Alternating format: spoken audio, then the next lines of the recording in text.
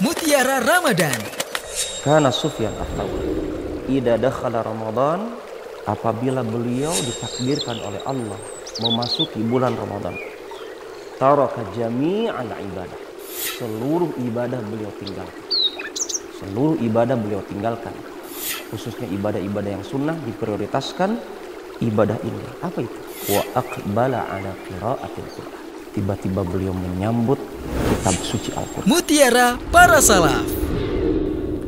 Bismillahirrahmanirrahim. Wassalatu wassalamu ala Rasulillah wa ba'd. Para pemirsa sahabat Mu'ad TV yang dimuliakan dan dirahmati oleh Allah Subhanahu wa taala.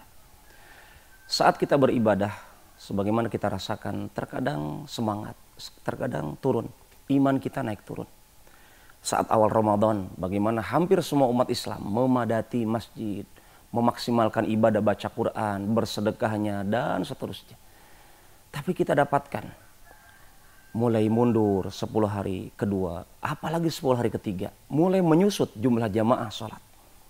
Di sini ada pesan berharga dari seorang ulama, Imam Ibnu Taimiyah rahimahullah ta'ala, dalam kitab Al-Fatawa. Beliau mengatakan, kullama qawiya ikhlasul abdi kamunat ubudiyat. Setiap keikhlasan seorang hamba bertambah kuat, maka kualitas ibadahnya bertambah sempurna. Maka semestinya para hadirin, para pemirsa, di saat semangat ibadah kita mulai menyusut di akhir-akhir Ramadan, mulai kita muncul merasa cukup dengan ibadah yang dulu, kemungkinan besar keikhlasan kita yang harus ditambah. Karena konsep dari para ulama, kalau betul kita ikhlas di akhir Ramadan, pastinya kita akan memaksimalkan, tidak akan mengendorkan kualitas ibadah kita.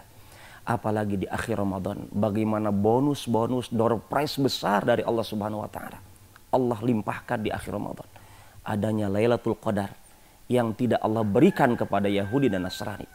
Adanya sarana memanjangkan usia dengan mengandalkan satu malam ibadah, tetapi lebih baik daripada ibadah 83 tahunan.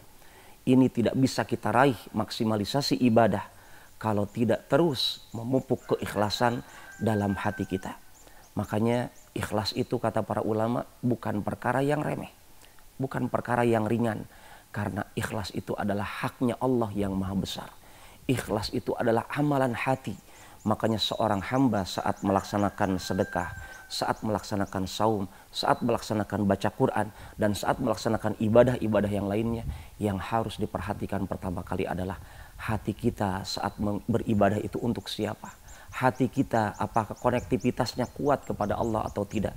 Karena itu akan membentuk kualitas ubudiyah kita, penghambaan diri kita di hadapan Allah menjadi sempurna, tergantung nilai keikhlasan kita di hadapan Allah Subhanahu wa ta'ala.